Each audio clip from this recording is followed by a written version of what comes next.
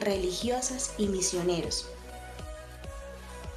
Les dejo una frase del Papa Francisco, nos dice así: veo claramente que lo que más necesita hoy la Iglesia es la capacidad de curar heridas y de calentar corazones de los fieles. Necesita cercanía, proximidad. En este espacio de apoyo tecnológico hemos diseñado algunas estrategias para ayudar a los adultos mayores, ya que sabemos que poder acceder a algunas funciones del celular, por ejemplo el WhatsApp, es mucho más sencillo para algunos y para otros no tanto. Así que aquí brindaremos orientación para poder aprenderlo. Cada persona nos indicará las características de su teléfono y qué quisiera hacer. De esta manera podremos brindar una asesoría totalmente personalizada. Además, tendremos videotutoriales y talleres de diferentes plataformas, teniendo en cuenta que la realidad actual nos ha invitado a acercarnos de otra manera. Recuerda que el proyecto Va a Escucharte te va a apoyar a nivel espiritual, a nivel psicológico y a nivel tecnológico.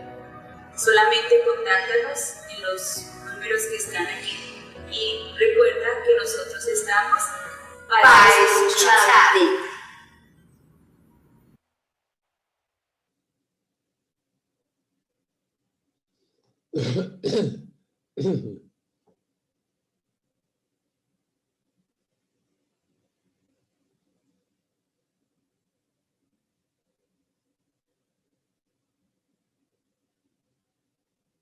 Un saludo a todos los que se van conectando en esta noche al primer encuentro formativo de la Guapanelazo América, pero también hemos hecho extensiva esta invitación a algunos amigos cercanos, compañeros de camino y de búsqueda en la construcción del reino de otro mundo posible. Entonces nos alegra que se hayan conectado. Vamos a irnos disponiendo para el encuentro con el padre Federico Carrasquilla. Él ya se encuentra con nosotros y ya en algún momento nos dará el saludo de bienvenida. Mientras, los vamos invitando a que nos dispongamos pues, a participar de este momento que realmente es bien significativo para muchos de nosotros y no es para todos, en esta experiencia de acercarnos al mundo de los pobres. Y con la pregunta que hemos tenido siempre en conversación con el padre Federico, que es ¿por qué Jesús fue pobre si ser pobre es una desgracia? Entonces, bienvenidos y bienvenidas todos. Les damos un saludo fraterno a todos los que están por la plataforma Zoom y aquellos que también nos están siguiendo por transmisión de Facebook Live por la página de la Guapanelazo. Bienvenidos. Podemos ir saludándonos un poco por el chat, diciendo y escribiendo desde qué ciudades y qué países se conectan para, para irnos conociendo. Ya tenemos la posibilidad de interactuar un poco también entre nosotros y también de interactuar con el padre Federico. Un saludo fraterno para todos y bienvenidos.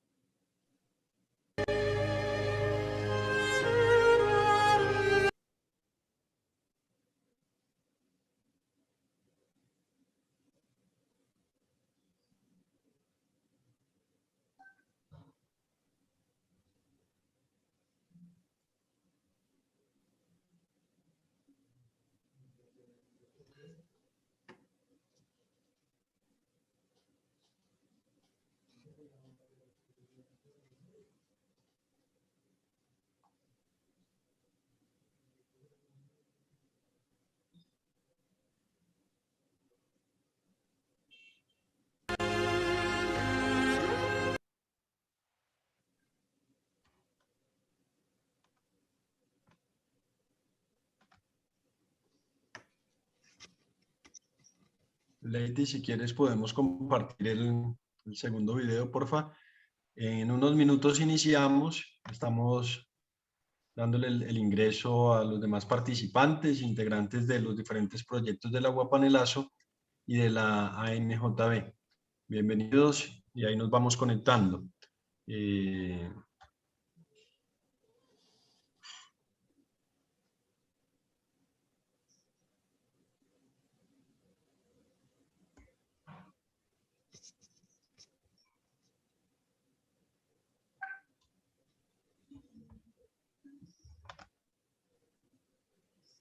Bueno, y vamos saludando a todos los que se van conectando desde diferentes lugares de Colombia y del mundo. Agradecemos los saludos. Felipe Londoño desde Santa Rosa de Osos, Antioquia, actualmente seminarista, muy bien. Saludos, Felipe. Allá una hermana muy cercana, que es la hermana Sandra Puetate, de las Hijas de la Misericordia, que actualmente pues también nos ha pedido oración por ella, entonces tengámosla presente, ya que tiene alguna dificultad de salud. Desde España, Castellón, Trini, Jackie, un saludo grande desde España. El padre Álvaro Mar desde México, saludos a todos, en especial a Federico. Él hace parte también, como el padre Federico, de los Padres del Prado. Ya también tenemos la posibilidad de ir conociendo un poco más a nuestro hermano Pau, el dibujante desde Argentina, a quien le agradecemos el dibujo que aparece ahí en la pantalla y quien nos ha acompañado en diferentes momentos también en esta búsqueda de la opción preferencial por los pobres. Luego también desde Barranquilla, Dai, un saludo grande. Bueno, ahí van llegando, nos vamos conectando todos desde Manizales, muy bien. Desde Fusagasugá, Angélica, un saludo grande. La hermana Livia, desde Armenia, Quindío, muy bien. Fundación Amparo de Santa Cruz, un saludo para todos los religiosos y religiosas que se conectan también, a nuestros hermanos. Bueno, ahí nos vamos conectando, miren qué bien, ahí desde Tumaco, Nariño, qué bueno, un saludo Diana, desde Cali, y vamos viendo desde diferentes lugares de Colombia. Qué bueno que nos hemos conectado y nos disponemos, pues ya vamos a dar inicio a nuestro encuentro. Lady, porfa, les agradecemos pues el encuentro y la oportunidad que nos damos en esta noche para seguir en camino de formación y partir desde algo que nos ha sido una opción en América Latina, y es la opción preferencial por los pobres, pero desde una mirada en la antropología del pobre, que es la experiencia que el padre Federico Carrasquilla nos va a compartir en esta noche. Entonces, les presento pues al padre Federico Carrasquilla, sacerdote de la Arquidiócesis de Medellín. Es un hermano de búsquedas de los barrios populares, ha vivido en ambientes populares por muchos años y ha estado al servicio pues del ministerio, viviendo su ministerio sacerdotal en medio de los pobres.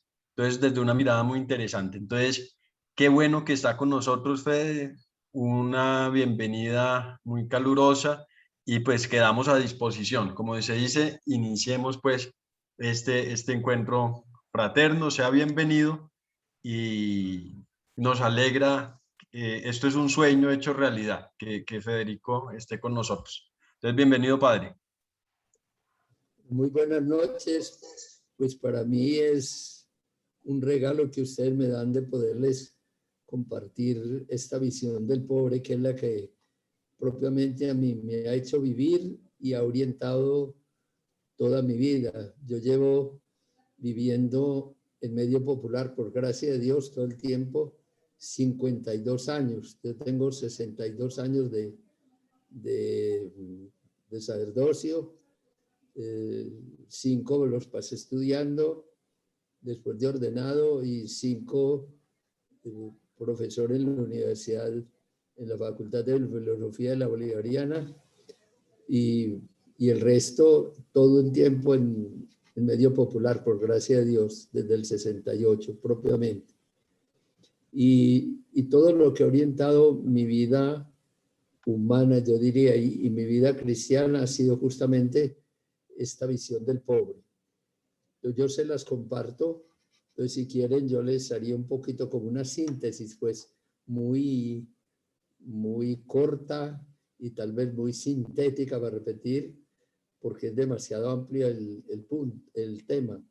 Pero entonces yo lo dividiría como en 4 puntos muy resumidos, pero que esperando que nos dé una visión de conjunto de lo que es la antropología del pobre y sobre todo la necesidad y la importancia.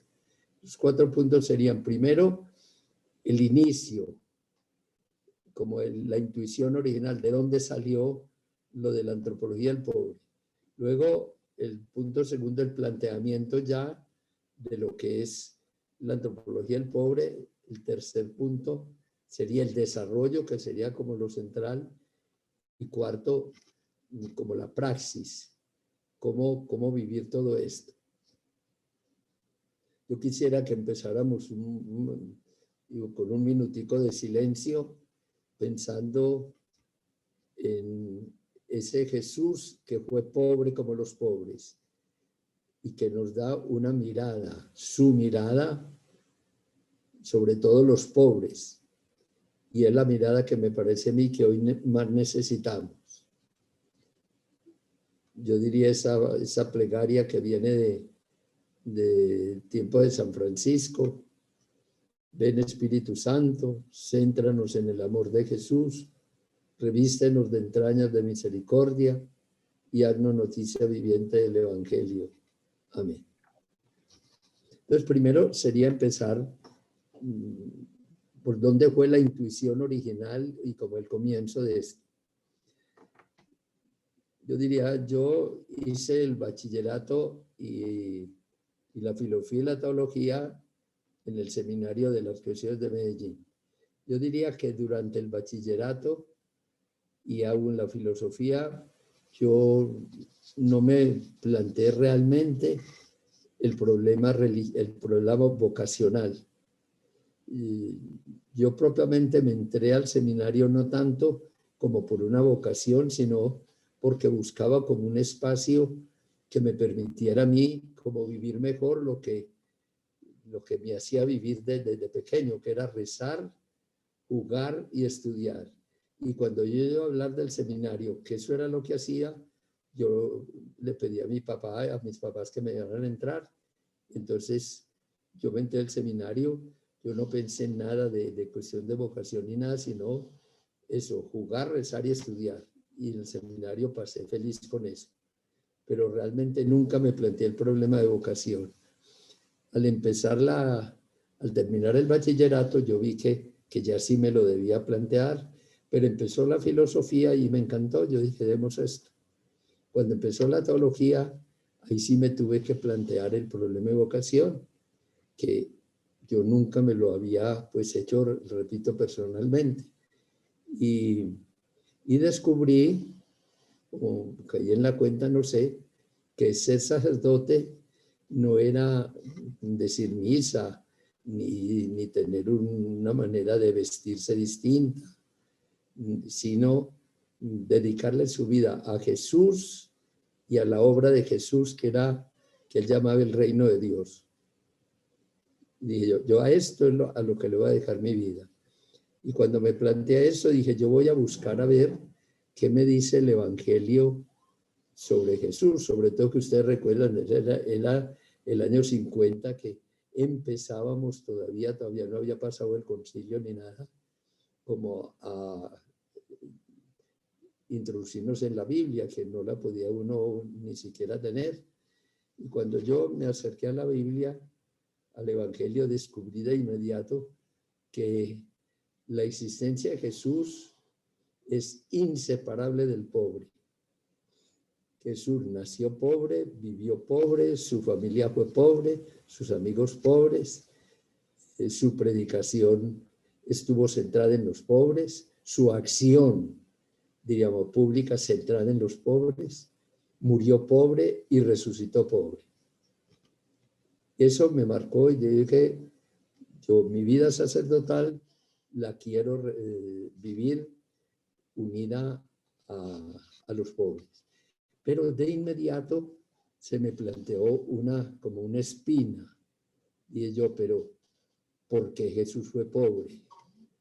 Si al pobre todo el mundo lo desprecia y nadie quiere ser pobre. ¿Ve? Una frase que me decía un sacerdote cuando yo empecé todo esto del pobre, me decía, a ver, definí. ¿Ser pobre es una cosa buena o mala? Si es mala, ¿cómo es que ustedes la escogen? ¿Cómo es que la escogemos? Yo no puedo escoger lo malo. Y si es buena, entonces ¿por qué se le quita a los pobres? Y yo vi que justamente lo original de Jesús no fue que trabajó por los pobres. Si ustedes se ponen a ver, la acción concreta de Jesús con los pobres fue muy, muy poquita, muy limitada. Lo original de Jesús es que él fue pobre como los pobres de su tiempo. Y entonces ahí es donde se me planteó el problema. ¿Por qué Jesús fue pobre? Si a nadie le gusta ser pobre, si ser pobre eso es una desgracia, si toda la educación y la sociedad está por ayudarle al pobre a que salga de su condición de pobre. ¿Por qué Jesús fue pobre? Y peor todavía, porque dijo que si no se hacen pobres, no entrarán en el reino. El rico no entra en el reino. Y yo, entonces, ¿cómo es esto? Yo tengo que ver claro en esto porque si no, no puedo seguir. Y de inmediato encontré como la respuesta que yo necesitaba para ese momento, porque ese planteamiento nadie lo hacía. Yo dije, ser pobre es una desgracia. A nadie le gusta. A mí no me gusta ser pobre. Y a nadie le gusta carecer, porque ser pobre es carecer. Esa es la condición de pobre. Y es la experiencia original que todo mundo tiene de ser pobres cuando carece. Un rico, cuando se siente pobre, cuando carece de algo que necesita. De cómo Jesús pudo escoger lo malo y sobre todo cómo pudo proponérselo a los otros. Si no son pobres, no se hacen al reino. Entonces la respuesta que yo encontré de inmediato y que me calmó, yo dije, por aquí, es que una de dos, o Jesús miró a los pobres de otra manera o nos está tomando el pelo, porque yo no puedo buscar los pobres, buscar ser pobre. Yo busco a los pobres para ayudarles. Entonces, o Jesús mira al pobre de otra manera, repito, o nos está tomando el pelo. Ya eso me bastó. Yo digo, ya con esto yo sé por dónde tengo que buscar. En esas me mandaron a mí estudiar, a terminar la teología a Roma, y en Roma conocí toda la corriente del padre Foucault, que estaba en su auge, con el famoso como en el famoso libro sobre el pobre de los hermanitos de Jesús. Y ya encontré como la primera respuesta, perfecto. El padre Foucault miró a Jesús como pobre, como persona pobre, y le jugó toda su vida a Jesús como pobre, iluminada por la vida de Nazaret, que es la pobreza ordinaria, la simple, la sencilla. Y al pobre, él lo miró no como el que carece, sino como el hermano.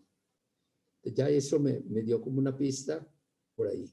Luego me ordené y me mandaron a Bélgica a hacer unos estudios de filosofía, y desde el primer día que yo llegué a la universidad, eso fue en la década del 60, en el 59, que todos los profesores desde el primer día me decían, vea, todo eso que ustedes estudiaron antes ya no sirve.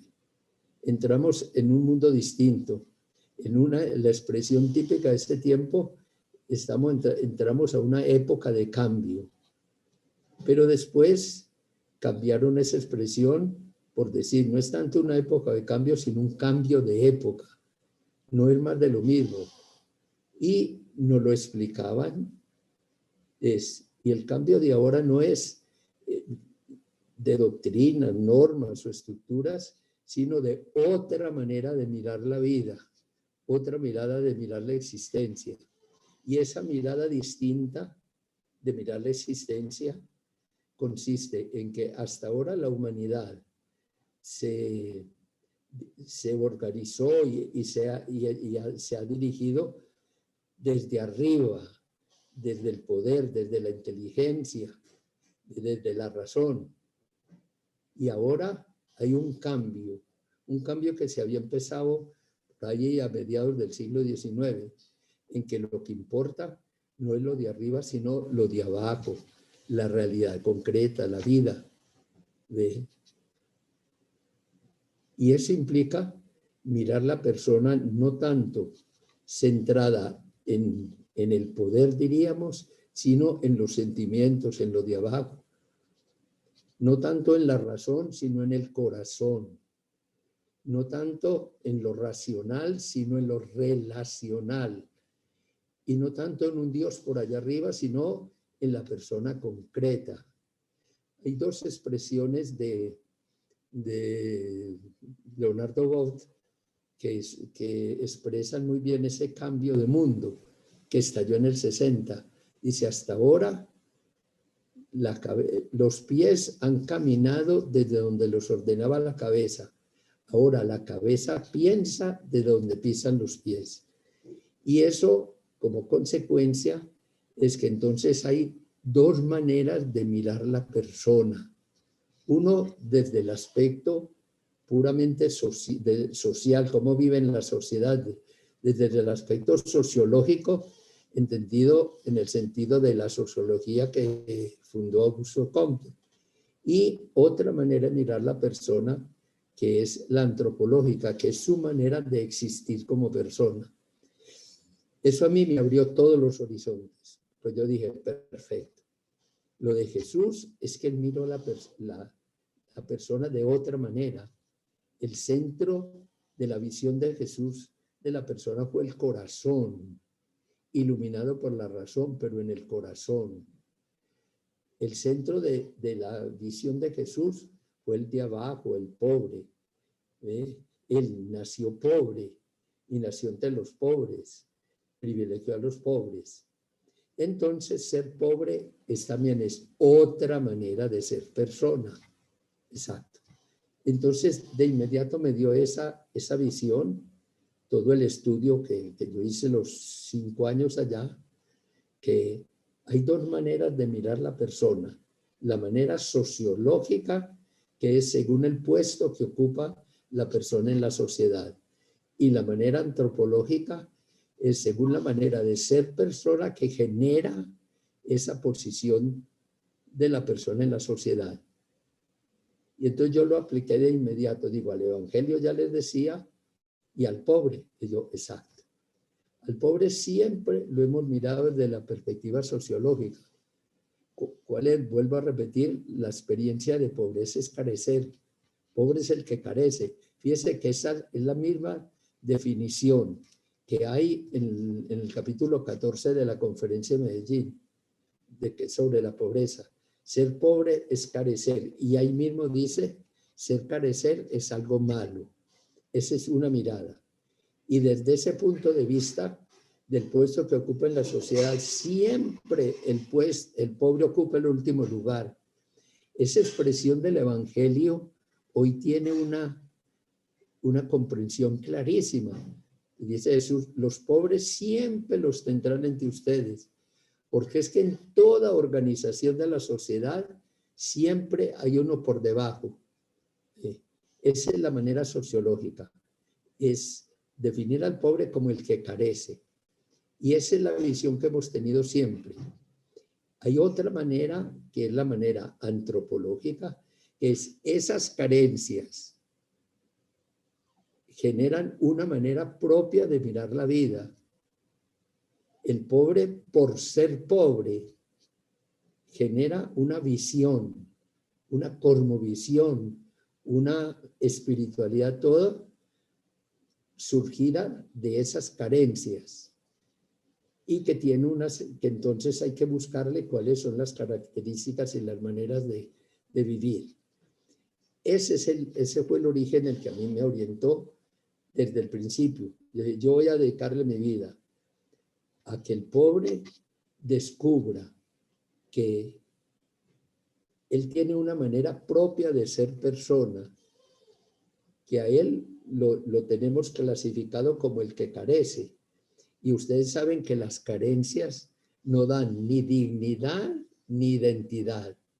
Yo le digo a alguien, ¿usted quién es? Y él me dice, yo no soy médico. ¿Usted quién es? Yo no soy abogado, yo no soy albañil. ¿Usted qué es? Eso es lo que pasa con el pobre. Al pobre lo que le robaron, podemos decir, es su identidad. La identidad del pobre es carecer. Y eso, repito, eso es no ser. Y cuando yo insisto tanto, pobrecitos los pobres, pobrecitos los que no tienen casa, pobrecitos, ¿qué es lo que hay dentro de eso en lo que llamamos lenguaje subliminal? Si carecer es algo malo, lo bueno es tener. Y ese es el concepto que ha tenido la sociedad siempre. La auténtica manera de ser persona es la del rico, la del que tiene el poder, la del que posee. Esa es, en cambio, la manera de antropológica es de esas carencias, vuelvo a repetir, genera una manera de ser persona en la que no hay ya diferencias, no hay desigualdad, perdón, sino diferencias. El pobre, por su situación, genera una manera de ser persona que es distinta a la manera del rico. Y todo puesto que la persona ocupe en la sociedad le genera una manera de ser persona. El maestro, el médico, el albañil, desde su situación, eso genera toda una como cosmovisión, una manera de ser la persona. Entonces ya ese es como el inicio. Yo dije, yo me voy a dedicar toda la vida entonces a elaborar cuál es esa manera de ser persona y que desde esa manera mirar entonces cuál fue la posición de Jesús y tal vez entender ya que eso nos da la pista. ¿Por qué Jesús fue pobre? Tal vez lo vamos a ver, fue pobre socialmente y a la vez él miró al pobre como el portador de la auténtica manera de ser persona. Ese sería como el primer punto.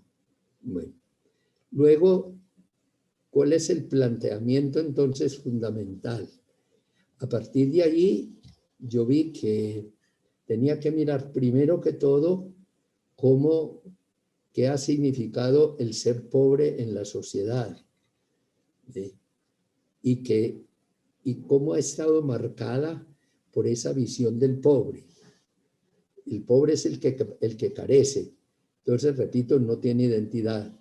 ¿Cómo se le ha dado como una identidad al pobre? Yo diría, ya que no tiene identidad, se le ha dado lo que yo llamaría como un premio de consolación. Y lo hemos definido de tres maneras. Ser pobre no vale. No es un valor para buscar. Pero el pobre es pobre por ser persona. Decimos mucho, no es que al pobre hay que tratarlo como persona, es negarle su identidad de pobre. Yo no digo al rico hay que mirarlo como persona. Al rico yo le valoro como persona rica. Es una manera muy suave de negar la identidad del pobre. Hay un libro en esa época del 70 que cuando estalló todo lo del pobre con la conferencia de Medellín y con la invasión de marxismo en todo el medio obrero y el medio popular, decían, por los pobres contra la pobreza. Yo decía, ¿qué quiere decir esto? Si es que eso es negarle al pobre su condición de pobre, porque ¿qué es lo que hace la condición de pobre? La pobreza. Eso es como decir, yo estoy por las mujeres, pero contra la feminidad. ¿Sí? Eso es que lo que hace a la mujer es la feminidad. Esa es la manera de negarle la identidad al pobre. Está la manera política, que es la que tiene Marx en el manifiesto del 48. La última palabra del manifiesto del 48 es: los pobres no tienen más que perder sus cadenas. El pobre vale por ser, como diríamos, carne de cañón, por ser elemento de persecución. Pero la cuestión del marxismo, y enseguida yo ampliaría un poquito eso, es justamente que al pobre precisamente le sirve para la revolución y todo porque carece.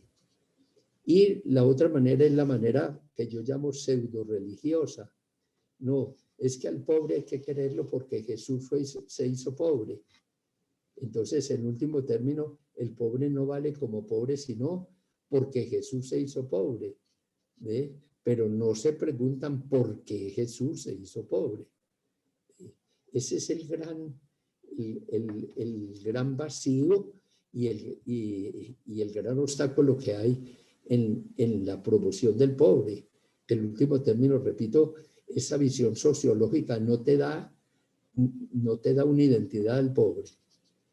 Yo fui elaborando desde allí y ya cuando vine a mi ciudad, empecé a trabajar, ya dije, yo voy a dedicarle toda mi vida al pobre, pero no para hacer obras sociales, sino para ayudarle a descubrir su identidad de pobre, ayudarle a descubrir que él es el que tiene que asumir su propia vida. Y ahí fui poco a poco elaborando todo lo de la antropología del pobre. Los autores que me ayudaron a mí a plantear eso, primero que todo, pues ya di, todo la antropología del pobre para mí surgió de Jesús, que Jesús fue pobre como los pobres. Y más adelante yo ampliaría eso al final, pero esa fue como la fuente. Luego, Marx, yo hice la tesis sobre el marxismo de Sartre y encontré una perlita que a mí me ayudó muchísimo. Yo en la tesis vi que Marx había tenido una serie de intuiciones geniales y una serie de vacíos. Una de esas intuiciones geniales es que él descubrió que la causa de la pobreza no era ni Dios, ni la naturaleza, ni los ricos. Él tiene una frase famosa, no es que el capitalista sea malo, es el sistema. La causa de la pobreza es el sistema. Y entonces, como buen intelectual, él, quitada la causa, desaparece el efecto. Y no pasó así. ¿Por qué? Porque la causa de la pobreza sí es el sistema y es un aporte muy grande, me parece, del marxismo. Pero el que tiene el hambre, el que tiene la opresión, la destrucción, es el pobre, no el sistema. Entonces, es él el que tiene que luchar. Y eso fue justamente, digo, lo que vio Jesús. Entonces, para mí fue como la segunda fuente, como al contrario, como en contraste, que me fue orientando por dónde podía yo realizar mejor la reflexión. Y la tercera fuente fue cuando yo llegué pues a Medellín, que empecé a trabajar, y en el 65 encontré o se publicó el primer libro de Paulo Freire, la educación como práctica de la libertad. Y en el 68, la pedagogía del oprimido, donde él va en esa línea de que ya aplicado la educación, de que el alumno sea persona, y de ello, esto es por ahí. Entonces, eso como me conformó toda la visión de antropología del pobre. Es el planteamiento. Ahora, el desarrollo. Entonces, centrado en que el pobre tiene una manera de ser persona, ¿cómo se realiza? ¿Cómo aparece esa manera de ser persona? Entonces, como toda manera de ser persona tiene un aspecto positivo y un negativo. El ser médico es una manera de ser persona. El ser albañil es una manera de ser persona que tiene algo positivo y algo negativo.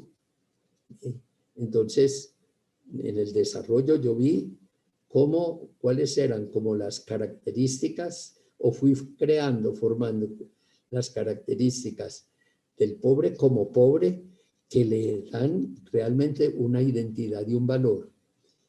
Y luego iluminamos eso. Yo voy a exponer primero eso y luego iluminar eso con el Evangelio.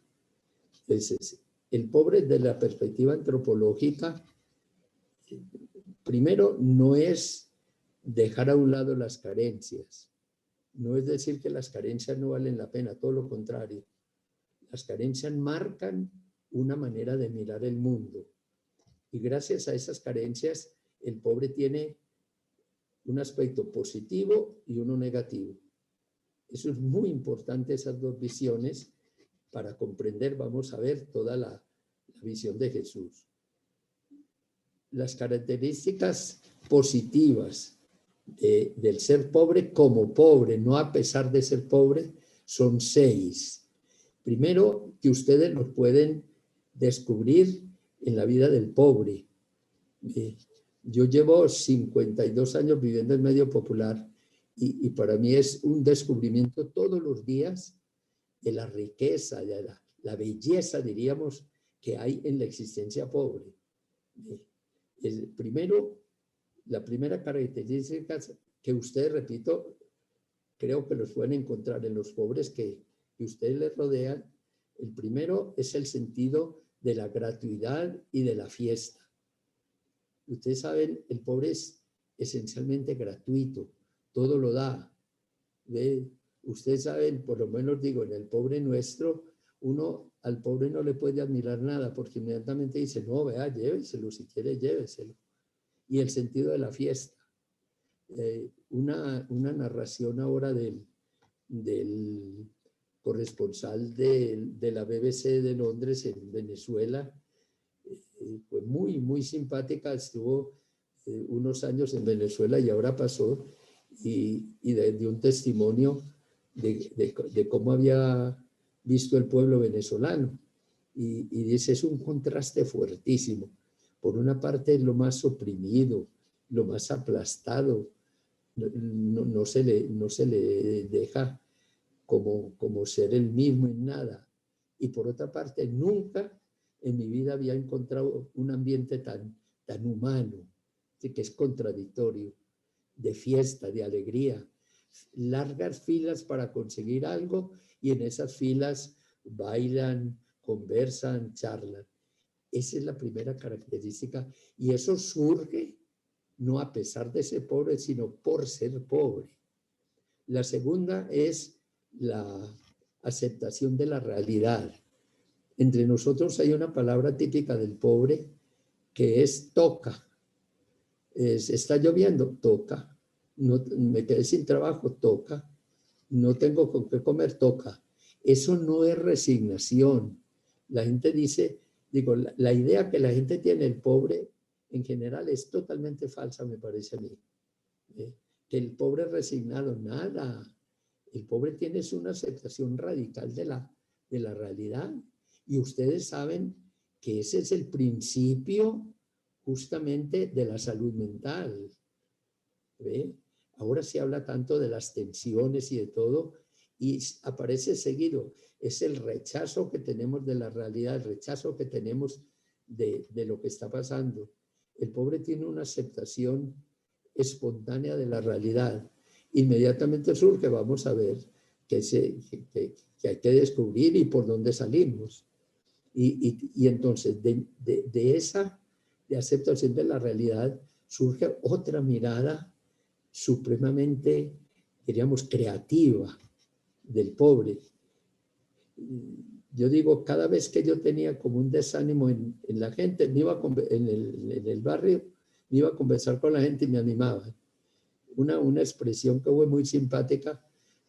Una vez se había recrudecido la violencia y salgo yo a conversar con la gente y me dicen, le dije yo, ¿cómo vas viendo las cosas? Y me dice, padre, eso está muy templado, y templado es muy duro. Y yo, ahí volvemos, ¿qué vamos a hacer? Me dice, ¿qué va, padre? A esto quítele lo malo y es buenísimo. Juguémosle por ahí. Ese es el sentido de aceptación de la realidad. Tercero es el sentido del otro, que es el más común.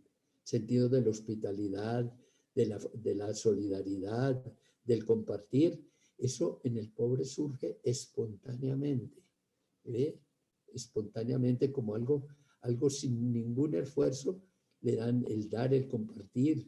Eso, llega una señora y me dice, padre, si le dan cobijitas, guárdeme una porque yo no tengo con qué cobijarme. Y le dije yo, bueno, vení esta semana que me traen unas, yo te guardo una. Y llegó con otra vecina y me dice, padre, no, y yo, vete, guardé la cobijita. Y dice, padre, no tiene otra cobijita para mi vecina. Y yo, no, entonces démosle esa. Le digo, pero es que vos tenés 4 hijos y ella no tiene sino uno. Y yo, sí, padre, pero a mí por tener 4 hijos, hay mucha gente que me da, ella nadie la mira porque no tiene sino uno. Ese es el compartir, que no es una cuestión ética, es una cuestión vital, existencial. Cuarto, la resiliencia, que llaman esa capacidad de tirar para adelante, de no dejarse aplastar, de siempre surgir.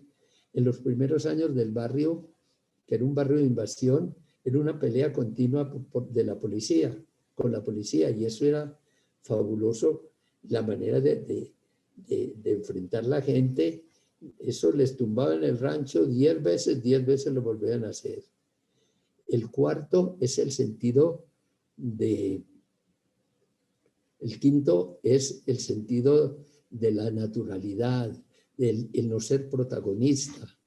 El pobre vive, hace cosas extraordinarias y todo, y lo ve como tan normal que una mamá llegue después de trabajar todo el día, sola, hacer comida, dejar todo para el otro día, es normal. Nadie la felicita y nadie parece que es ordinario. Y cuando uno le dice eso, repite prácticamente toda la palabra del Evangelio. Somos siervos inútiles, hicimos lo que teníamos que hacer. Y quinto o sexto es el sentido del tiempo, del espacio y del tiempo. El pobre está centrado en lo de hoy. Un poco lo del Evangelio es perfecto. Busquemos lo de ahora, ya lo demás se nos dará por añadirlo, por ahora este. Y el sentido del tiempo, el pobre no tiene memoria, por eso lo pueden engañar tan fácil. Él está peleando por lo de ahora. Esas son como las 6 características de la existencia pobre. Y eso genera una multitud de valores, que es donde está propiamente lo típico del pobre. Tiene los valores auténticamente humanos. Si usted se pone a ver, esas 6 características están llenas de valores. Pero también hay un aspecto negativo. La pobreza es mortal. Camilo Torres tenía una expresión muy simpática. Decía, yo no sé si el alma es inmortal, pero el hambre es mortal. La pobreza del pobre es destructora. Y el pobre lo siente y lo vive con 5 expresiones que son típicas de él, que las une a las carencias. Dice, es que uno sin plata no es nadie, no es nada, no puede nada, no tiene nada, no sabe nada y no vale nada. Y esa es la tarea frente al pobre, que rompa esa conciencia de que por no tener dinero no tiene eso. Pues esa es como la mirada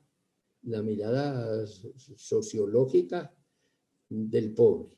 Bueno, entonces ahora vamos a ver, dentro de esa mirada sociológica, cuál sería como la mirada evangélica. Ante todo, tenemos que mirar que la pobreza de Jesús, ¿cómo fue pobre? ¿O por qué fue pobre? Esta es ya la mirada de evangélica, y que nos ilumina lo que estamos viendo del aspecto antropológico, que es el fundamental. Miren, Jesús, ¿por qué fue pobre? Ahora podemos entenderlo. Fue pobre, en primer lugar, fue pobre sociológicamente. Él con seguridad no perteneció a ningún grupo de poder. Él no perteneció a los que tienen el poder económico, político, social y religioso. Él fue pobre, no fue marginado. Fue, después en su visión, en su predicación, sí, lo fueron marginando, pero 30 años vivió como los pobres de su tiempo. Una vida, una existencia normal. ¿Por qué fue entonces él? Sociológicamente fue pobre. Es lo que se le señala muy claro, ustedes saben, en el Evangelio de San Marcos, el capítulo 6, cuando va Jesús a la sinagoga de Nazaret y le dicen, ¿de dónde le viene a esos milagros y esa sabiduría? Si este no es más que un carpintero y el hijo de María. Eso es muy significativo. Jesús sociológicamente asumió la condición de los pobres. ¿Por qué? Porque ese es el último lugar. Y él, para ser para todos, tenía que ocupar el último lugar, sociológicamente. Pero su mirada sobre el pobre fue la mirada antropológica. Cuando Jesús dice, bienaventurados los pobres, bienaventurados los que lloran, no está hablando en un lenguaje ético ni ideológico, sino en un lenguaje humano. El pobre es portador para Jesús de los valores auténticamente humanos. Y es lo que expresa tan bonito el padre Foucault precisamente. Dice, ¿por qué Jesús nació en Belén y murió en la cruz? Nació en Belén, que era el último en el pesebre, perdón, ¿por qué murió? Nació en un pesebre y murió en la cruz. Nació en un pesebre porque era el último lugar donde una persona podía nacer. ¿Por qué? Porque allí podía ir todo el mundo. Él dice, Jesús nació en un pesebre y allá fueron los pastores. Si hubiera nacido en un palacio, los pobres no hubieran podido ir, hubieran podido ir los pastores. El pobre es el lugar universal donde todos nos encontramos. Y ¿no les parece que ese es? Mire, toda esta cuestión de la pandemia ahora tiene una cantidad de enseñanzas fabulosas. En el sufrimiento, en las carencias, en las necesidades, todos nos encontramos. ¿Y por qué murió en una cruz? También en el último lugar. Como nadie pudo haber muerto, porque desde allí él podía decirle una palabra salvadora y liberadora para toda la humanidad. La palabra de Jesús hoy la sentimos más necesaria que nunca, como una palabra creíble. Es una palabra que surge de la vida y de toda vida, desde la vida más aplastada. La cruz es la palabra que grita a todos, en donde todos lo pueden escuchar. Esa es como la visión diríamos como de fe. Y cómo vivir nosotros esa pobreza. Miren, la consecuencia de esto sobre todo es que el pobre con la antropología, con la visión de antropología, recupera ya su identidad. Él tiene algo que ofrecer y algo que ofrecer para todos, porque los valores del pobre son los auténticos valores humanos y él los vive como espontáneamente, pero esos valores todos los podemos vivir desde la situación de cada uno, porque son los valores auténticamente humanos, pero eso exige el que entonces nosotros lo expresemos, los vivamos desde unas carencias. Siempre en la pobreza siempre está marcada por las carencias, simplemente que las carencias son distintas, la vivencia desde los distintos puestos de las personas, posiciones de las personas. La vivencia de los valores, todo lo podemos hacer. Y por eso cuando a mí me preguntan mucho cómo ser pobre, yo digo, miren a los pobres. Eso, mírenlos ahí. San Vicente Paúl decía, los pobres son nuestros amos. Y la destrucción del pobre, toda esa muerte que hay en la existencia pobre, también la podemos vivir solidarizándome con ellos. Nosotros, aunque queramos, nunca podemos identificarnos con los pobres de una manera sociológica o en las carencias. Aunque yo quiera vivir como los pobres, nunca voy a ser como ellos, porque la pobreza del pobre es impuesta, la pobreza mía es voluntaria. Siempre hay como un abismo entre mi pobreza y la pobreza del pobre, pero ese abismo se llena, diríamos, cuando nos encontramos en los mismos valores y en la misma solidaridad, en la misma lucha por destruir la muerte, por quitar todo lo que destruye la pobreza a la persona. Y miren, esa es otra cosa extraordinaria que nos ha hecho sentir la pandemia. La pandemia nos está mostrando que la visión, diríamos, del rico no vale, y que la visión de la persona, del pobre, es la auténtica. Eso nos suena muy fuerte, que el auténtico modelo de persona es el pobre, no el rico. Ese es el gran cambio que tenemos que hacer. Y mientras no hagamos, no miremos, no cambiamos el pobre, la mirada del pobre, y la sociedad la construyamos no desde el rico, sino desde el pobre. Es la única manera de vivir humanamente, auténticamente la vida humana, viviendo esos valores del pobre. Ese es como lo que yo diría como conclusión, sería entonces que, primero, la visión del pobre como pobre es una visión humanista, antropológica humanista, que se vive dentro de una situación sociológica que siempre lo deja a un lado de lo último. La tenemos que vivir nosotros desde esa situación.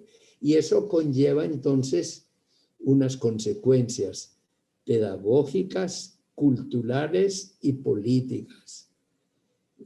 Hay toda una educación del pobre y una visión, una mirada del pobre en la que tenemos que adaptarle toda una pedagogía, que esa fue propiamente la que descubrió el fundador de la Hawke Cardein en 1925. Educar al pobre desde su realidad, a partir de su realidad, con la metodología esta propia que ha asumido la Iglesia y que desde la Conferencia de Medellín, sobre todo, del ver, juzgar y actuar, que es la pedagogía en último término también la de Freire, porque es partir de la vida del pobre, leer en la vida del pobre todo lo que él tiene de humano y lo que tiene de deshumano. Entonces hay una dimensión pedagógica, hay una dimensión también política. Esto conlleva toda una manera de estar en la sociedad y es donde tenemos que recuperar para nosotros toda la propuesta del reino, que es típica de Jesús. ¿Ven? Jesús es inseparable del reino, y el reino es que es la creación de una sociedad distinta, pero una sociedad desde el pobre, desde el desfavorecido. Fíjense que ese es el gran error o visión de Marx. Él sí dijo que había que trabajar en favor del pobre, pero lo hizo desde el poder, desde arriba, no desde el pobre. Por eso hoy el problema no es ideológico, el problema es metodológico, es de praxis, es cómo vamos a hacer, porque hasta ahora los partidos políticos siempre imponen toda una posición, quieren imponer toda una posición de igualdad, pero desde arriba. Y para nosotros descubrir entonces que nosotros tenemos que vivir hoy una posición definida en favor del pobre desde la realidad que estamos viviendo. El Papa Francisco es extraordinario. Es la mayor bendición que Dios le ha dado a la Iglesia. Todos esos escritos, el de, ustedes saben, la de Tutti Fratelli, eso es toda una visión, en el fondo, desde el pobre. Y él repite mucho. Usted sabe, la primera manifestación, primera locución del Papa cuando lo nombraron Papa fue justamente volver al pobre, hablar desde el pobre. Pero para que eso sea realidad, tenemos que cambiar el concepto de pobre. Cuando yo le pregunto a la gente, bueno, el Papa está insistiendo bien de pobre, a ver, para usted, ¿qué es el pobre? No tienen cómo responder, porque con esa visión que tenemos del pobre no podemos hacer nada. Únicamente la salida es o las obras de beneficencia, que hoy hay que replantearlas. En las obras de beneficencia hay que hacerlas normalmente, necesariamente, porque cuando hay hambre yo no me voy a preguntar qué metodología o qué puedo hacer. Tengo que ayudar, pero hay que cuestionar si lo que hacemos nosotros no es quitarle el hambre, pero al mismo tiempo quitarle su dignidad, no respetarle su identidad. Por eso entonces yo terminaría diciendo que esta visión esta situación que estamos viviendo de pandemia, que ustedes saben las consecuencias son terribles en el plano económico, me parece a mí que son el lugar privilegiado para descubrir esa visión de Jesús del pobre y reconocer o descubrir que es la visión que todos debemos tener del pobre y de la sociedad que tenemos que recuperar, que construir, que el reino de Dios es justamente el reino donde el pobre sea el sujeto y donde los valores del pobre los podamos vivir. Eso es lo que yo les quisiera decir. Bueno, padre Federico, creo que han sido unos minutos realmente de diálogo muy interesante. Ahora vamos a abrir la posibilidad de que Lady nos va a colaborar en la plataforma para abrir los micrófonos. Ya aquellos que han formulado tendrán la posibilidad de...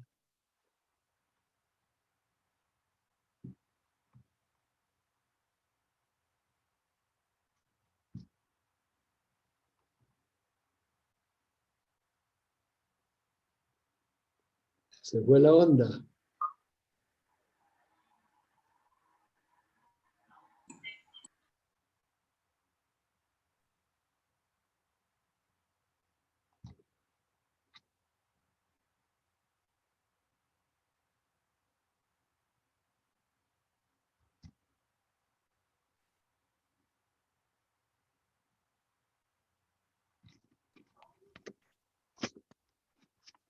Buenas noches a todos. Pues creo que Jonathan tenía la intención que participaran quienes escribieron las preguntas en el chat. Entonces creo que ya están habilitados los micrófonos. La primera persona puede ser Omar Leal. El padre Álvaro Omar. Buenas noches. Gracias. ¿Me escuchan? Sí. Sí, padre, sí, señor, lo escuchamos. Buenas noches. Hola, Federico. Hola, Álvaro. Me place verlo. Pues no, la pregunta que yo planteaba es, cuando hablamos de lo negativo de la pobreza, en su aspecto de destructora, ¿no? La experiencia destructora de la pobreza, ¿se puede decir que Jesús experimentó esa fuerza destructora de la pobreza y de qué forma? Mira, Jesús no experimentó pues en esa forma aguda durante 30 años, en el sentido de que él no fue un marginado. En tiempo de Jesús había 3 grupos marginados. Había 2 grupos marginados, los marginados por motivos económicos y los marginados por motivos morales. Por motivos económicos eran estos trabajadores que apenas estaban ahí como para que los alquilaran, como decía la parábola. Y los morales eran los pobres y los pastores, los pecadores y los publicanos. Jesús no perteneció a estos marginados, pero la destrucción mayor la sintió en la cruz. ¿Ven?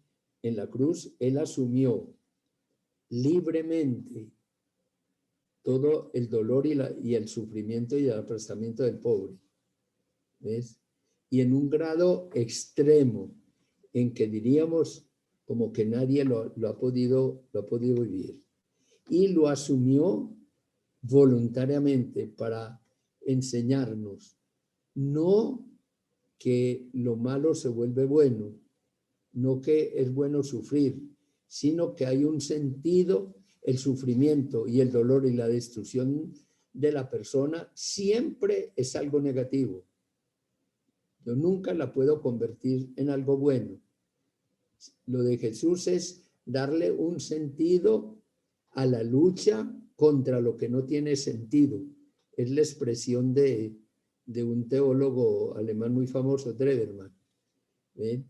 Jesús, ¿y qué más necesitamos en este momento?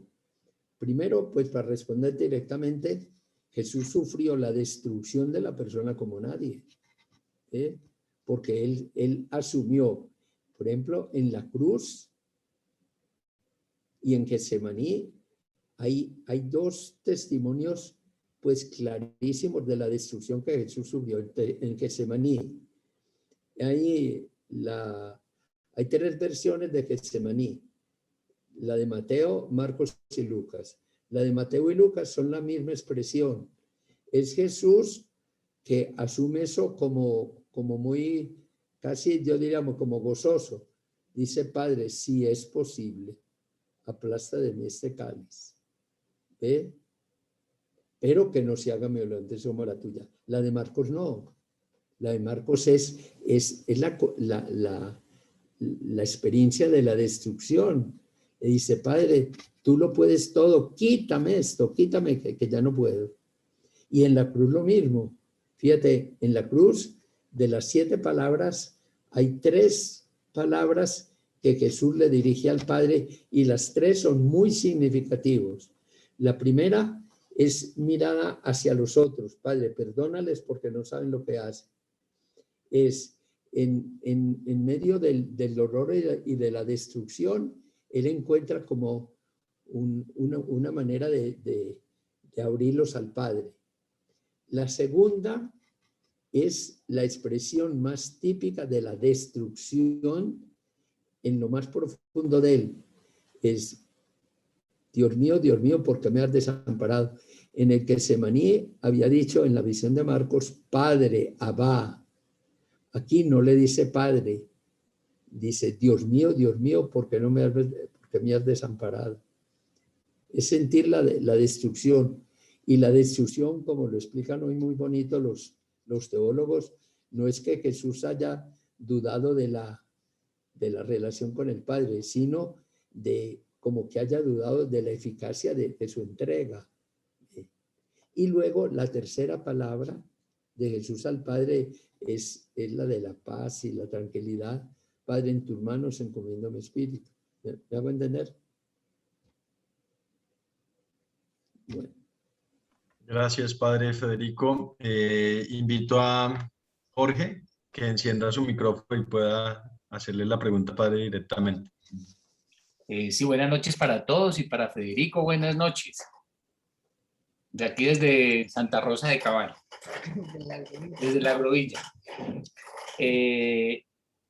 Es que ahora escuchando a Federico y pues con todas las oportunidades que he tenido de escucharlo con mi esposa y de sentirme tan afortunado de recibir este mensaje, a mí siempre me surge como la inquietud de, bueno, y el Antiguo Testamento realmente resulta relevante para nosotros hoy, o simplemente con la comprensión que hoy nos comparte Federico y lo que aparece en el Nuevo Testamento sería suficiente como para tener una vida próxima a la propuesta de Jesús. Mira, el Antiguo Testamento hoy lo podemos entender muy fácil y desde esa visión es la que tiene todo el valor, es la distinción que hay entre espiritualidad y religión y fe cristiana.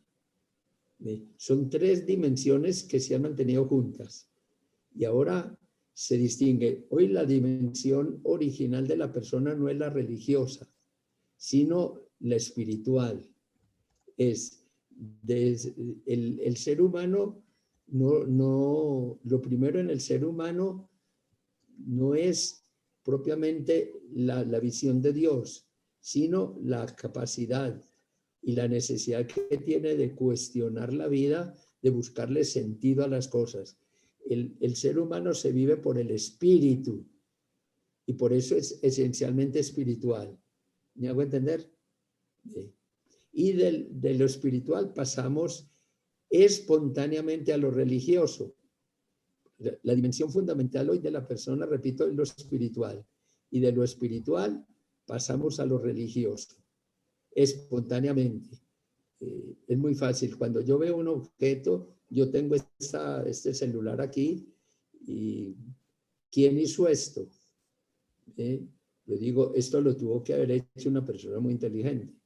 Pues cuando miro la naturaleza me pregunto, ¿quién hizo todo eso? Entonces yo descubro que eso lo hizo un ser muy inteligente que llamamos Dios. La religión es una creación de la cultura para responderle a las necesidades de la persona. Y de la religión yo no puedo pasar así espontáneamente a la fe cristiana. Tengo que hacer un salto, lo que Kierkegaard llamaba el salto de la fe. Pero la dimensión más fundamental, así, en este plano de la persona, es la religiosa. Y eso está bien claro en un texto que es clásico, ustedes saben, de la segunda carta de San Pablo a los Corintios, el capítulo 12, versículo 7. ¿Vos te acordás? Pablo ha tenido unas, y enseguida te respondo pues a lo tuyo. Pablo ha tenido unas visiones muy fuertes. Yo no sé si en esta condición o no. Y cuando pasa a tierra, habla de un aguijón en la carne. Y dice 3 veces, dice esto, por 3 veces le rogué a Dios que me lo quitara. Y Dios me mandó eso como orgullo, para que no me enorgullezca, es pura religión. Y Jesús le dice, no es por ahí, mi gracia te basta, porque mi poder se desarrolla en la pobreza, en la debilidad. Lo hace pasar a la visión cristiana, que es la visión, mirámosla desde Jesús. Pues mirando eso, el Antiguo Testamento es una riqueza para nosotros enorme, porque es la pura religión, pero ya abierta a otra manera de mirar a Dios. Pero en el que ya aparecen unos rasgos que veremos en la posición del Evangelio, unos rasgos, pero dentro de la visión normal de ellos. De modo que la visión del Antiguo Testamento tiene una doble importancia para nosotros. Primero, porque es como el paso primero que tenemos que dar, asumir esa visión religiosa. Y que hoy nos destapó que el ateísmo no es como lo primero. Lo primero es la búsqueda de un sentido. Y en segundo lugar, porque nos hace descubrir cómo ese Dios del Antiguo Testamento ya nos preveía al Dios de Jesús. Y desde la visión de Jesús, yo valoro lo religioso y valoro lo espiritual que lo dio hoy. ¿Ven? Desde Jesús, yo descubro que la religión de la gente, que la religión del Antiguo Testamento, como vos preguntabas, y la de la gente es muy importante, ¿eh? Porque yo puedo hacer pasar y leerla desde Jesús, ¿ve? Entonces, la religión ocupa un lugar muy importante hoy en la sociedad. Mira, la religión no es una creación de la cultura, tiene un aspecto positivo y uno negativo. Nosotros quedamos marcados por la visión de Marx, que es la visión negativa. Después, toda la escuela de Frankfurt, que eran marxistas, descubrieron, Marx mira la religión como opio del pueblo. Después, en la escuela de Frankfurt dice que la religión tiene un aspecto muy importante, un aspecto simbólico, semántico y cultural. Tiene un valor muy importante.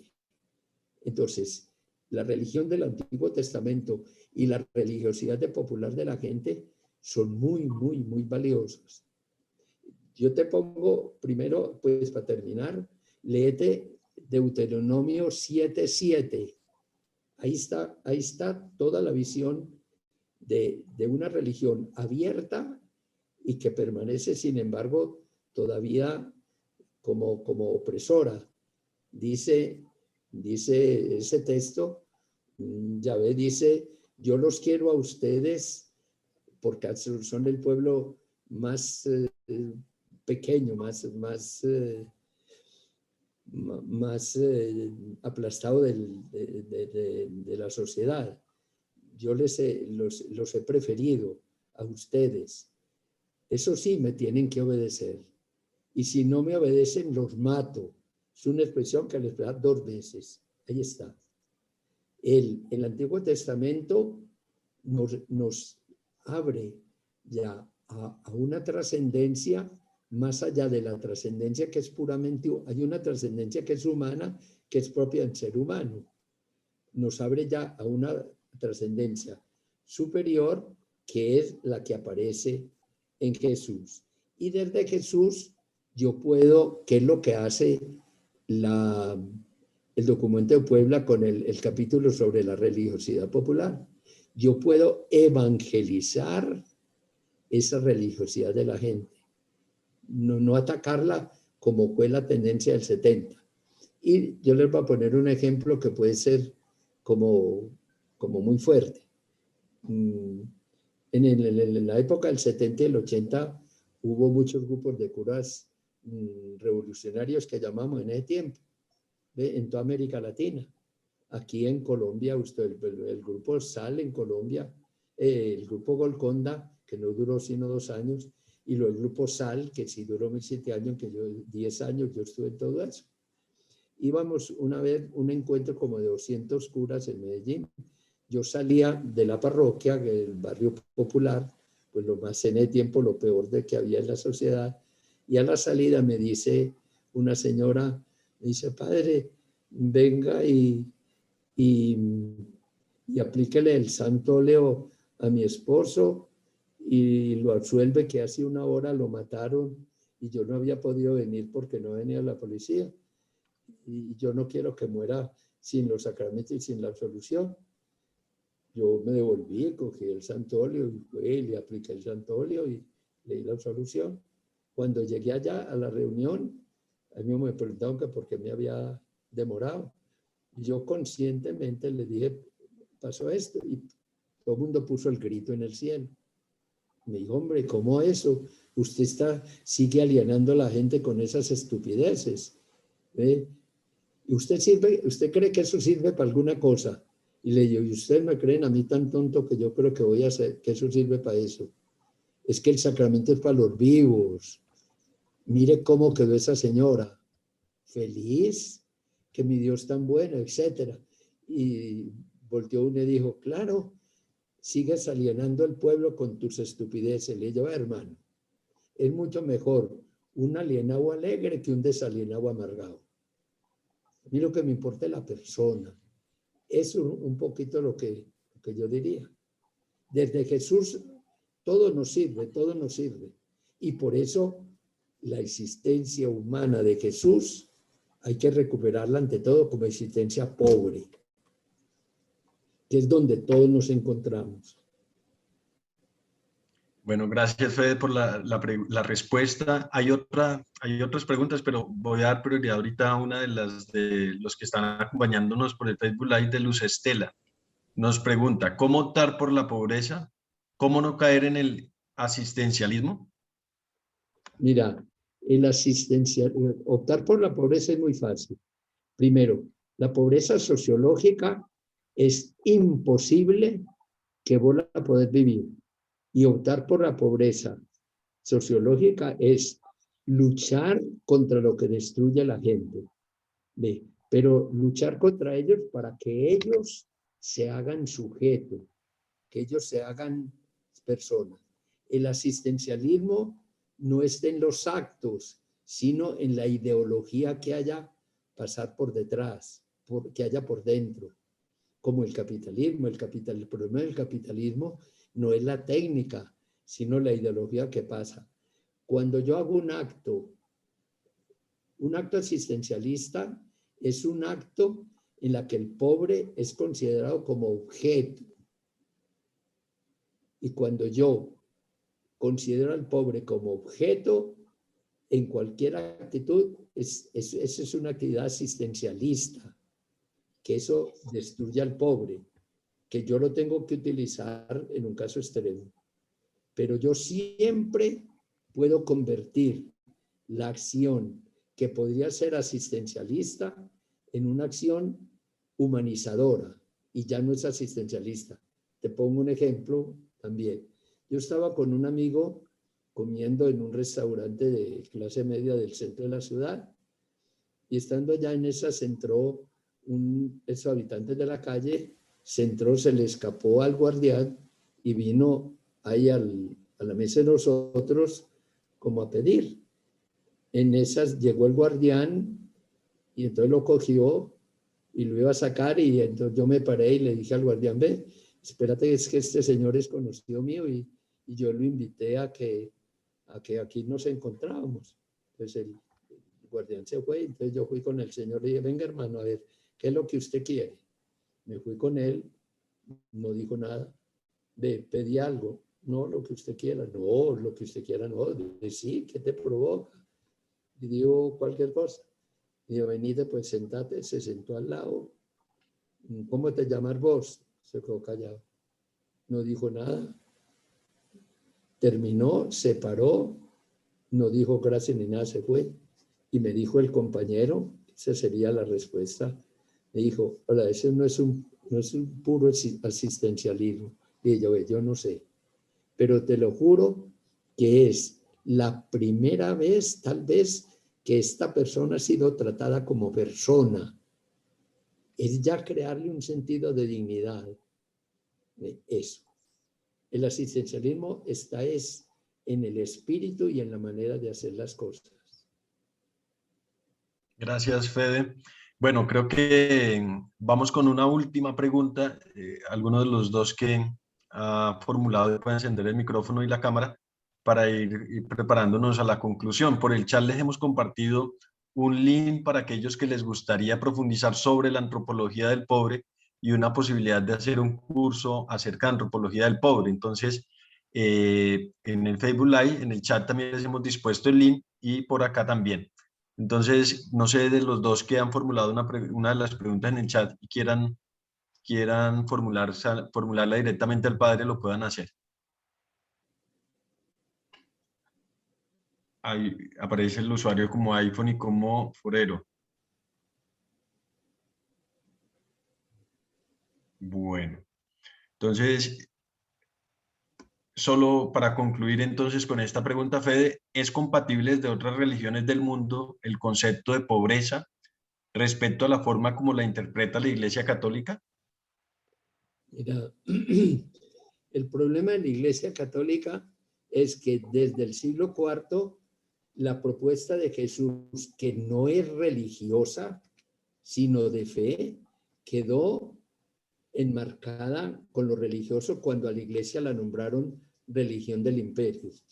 Y desde ahí la propuesta de Jesús quedó vivida dentro de lo religioso. Entonces, dentro de lo religioso, ya vimos, es muy valioso, pero es lo contrario de la fe cristiana. Mire, Jesús de entrada tumbó la religión. La religión es creación de la cultura, es una manera de ir hacia Dios. Jesús nos mostró no una manera de ir hacia Dios, sino una manera de Dios que viene a nosotros.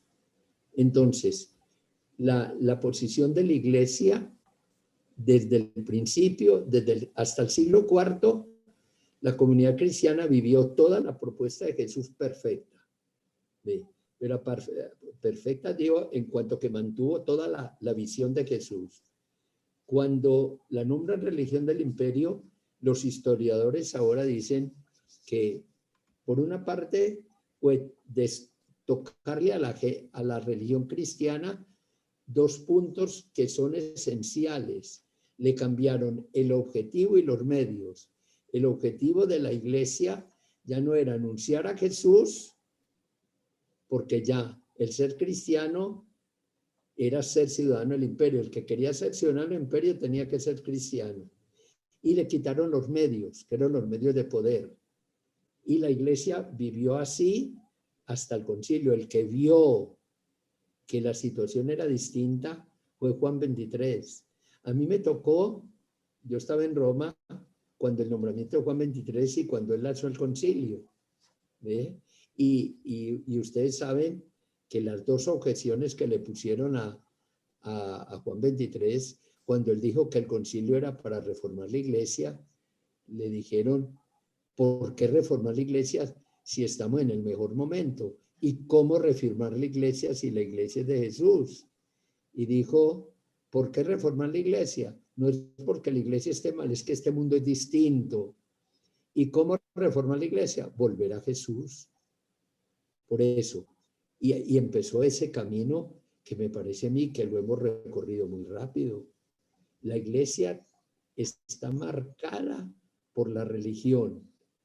Y ahora que la religión ya no orienta a la sociedad, en muchísimas comunidades cristianas nos quedamos que perdimos la fuerza religiosa y no recuperamos la evangélica. Entonces, la Iglesia hoy está viviendo ese cambio y esa ambigüedad. Pero el futuro para mí me parece que es bellísimo.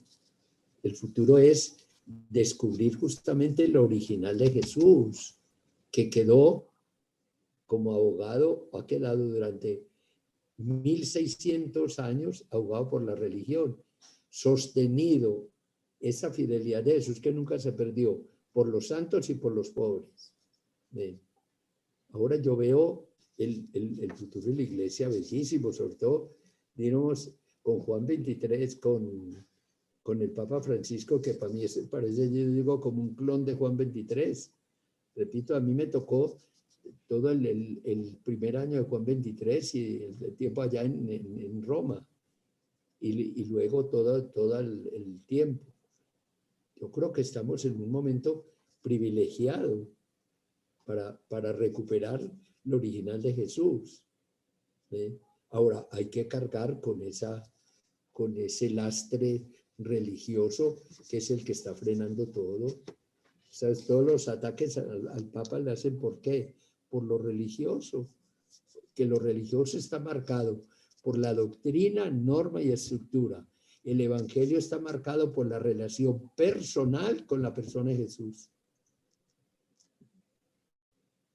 Bueno, Fede, realmente creo que ha sido una muy buena posibilidad de encuentro y este era un sueño hecho hoy realidad, de tener al Padre Federico con nosotros para que nos anime e ilumine un poco el camino que ha venido haciendo el Aguapanelazo América en los diferentes proyectos. Acá están entre nosotros de diferentes ciudades de Colombia, diferentes países, desde España, desde Perú, desde Argentina, desde México, desde, bueno, se me van seguramente algunos países en este momento en donde se han ido uniendo voluntarios y misioneros a nuestros proyectos e iniciativas también, que lo que buscan es, tomo una frase que me queda de la conversación con Fede, y es recuperar la propuesta del reino.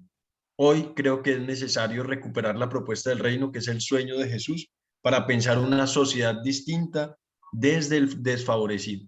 Entonces, qué bueno que se nos quede, bueno, creo que cada uno ha tomado apuntes y en el corazón, en la inteligencia cordial, que es la que realmente guarda en el corazón todo aquello que le da sentido y valor, y hay mucho por agradecer.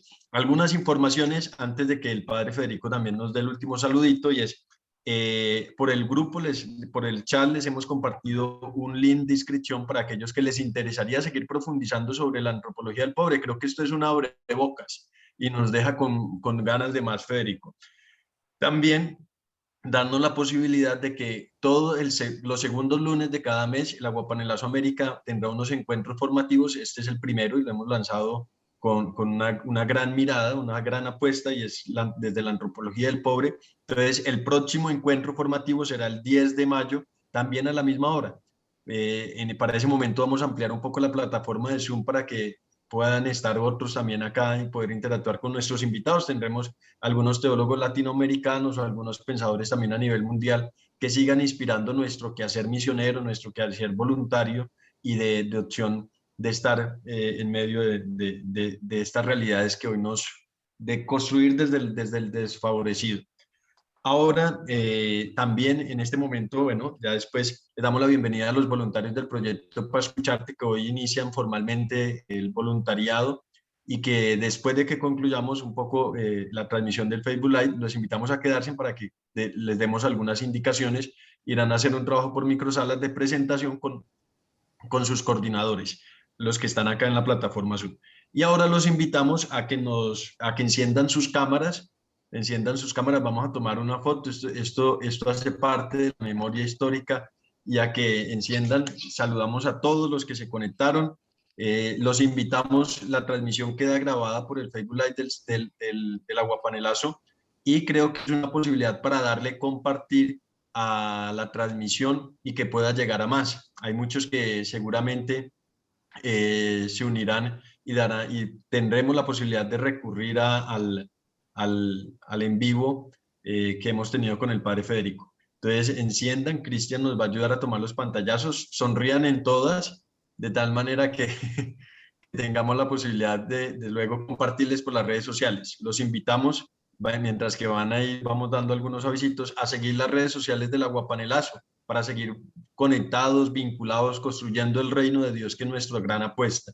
Entonces, por Instagram, Aguapanelazo nos encuentran, y por Facebook la página también se aparece como Aguapanelazo, y también la página web nos encuentran como Aguapanelazo América. ¿Listo? Sonrían pues para las fotos, ya Cristian debe estar. Saludamos a las hermanas, veo conectados de diferentes comunidades religiosas. Acá hay entre nosotros también hermanos jesuitas, hay entre nosotros algunas religiosas de otras comunidades. Que bueno, este es un encuentro que nos une interinstitucionalmente, intercongregacionalmente, interreligiosa, también en el diálogo interreligioso, diálogo religioso. Bueno, hay muchas posibilidades, a diferentes misioneros de la Consolata, todos nuestros hermanos laicos, los jóvenes del colegio José a la Mano también están por ahí conectados, a los padres del Prado que también se han unido. Bueno, creo que Cristian nos da señitas y ya. Si no, sigan sonriendo para concluir. Bueno, Padre Federico, denos unas últimas palabritas, invitaciones y provocaciones. Creo que yo he tenido la oportunidad de encontrarme este año, pues en medio de la pandemia, con el padre Federico para pensar este encuentro. Por ahí está Pau, que estamos trabajando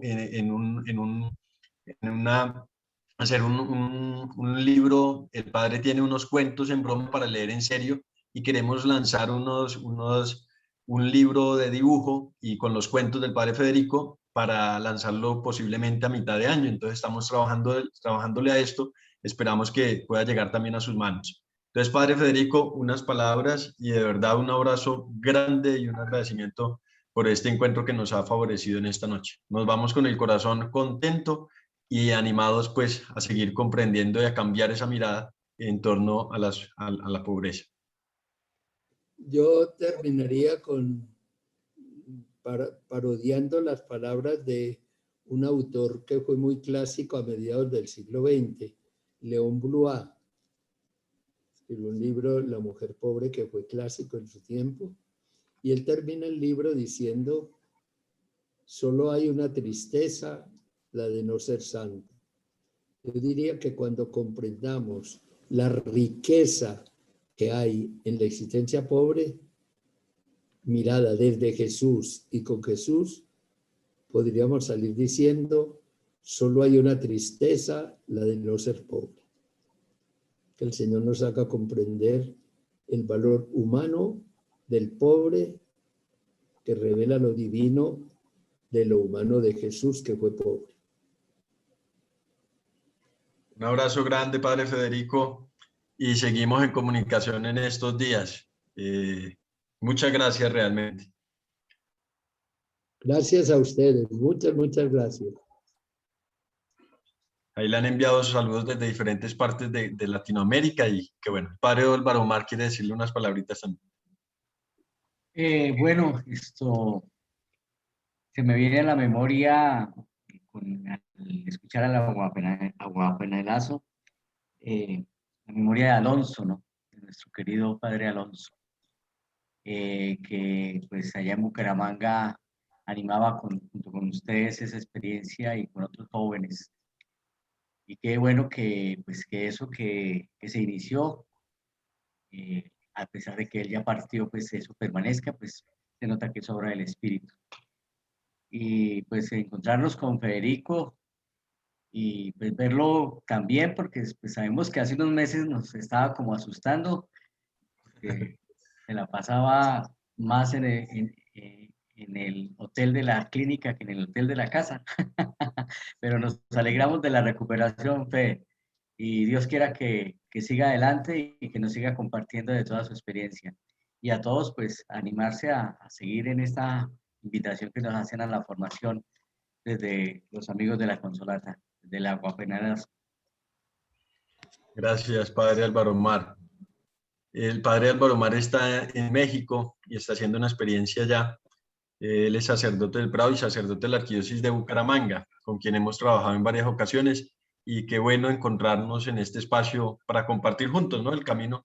Y el padre hace la memoria al padre Alonso, a quien debo la posibilidad de haber conocido al padre Federico Carrasquilla, una oportunidad que después, estando en Medellín, dijimos, bueno, vamos por fin a conocer al padre Federico Carrasquilla, y estaba el padre Carrasquilla, estaba dándole un retiro a las hermanas Lauritas y nos fuimos para allá, y de hecho ahí quedó un videíto inicial de saludo del padre Federico Carrasquilla para los jóvenes del Aguapanelazo.